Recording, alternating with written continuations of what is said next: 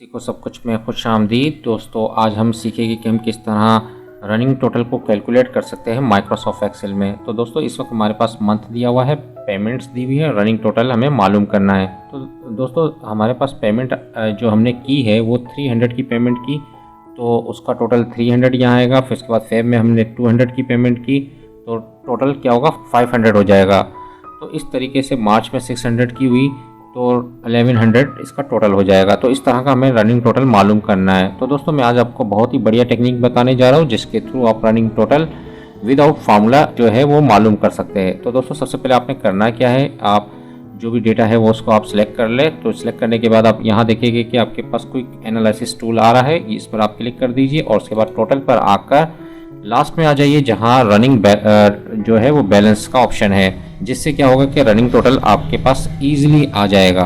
तो आपको कोई फार्मूला यूज़ नहीं करना।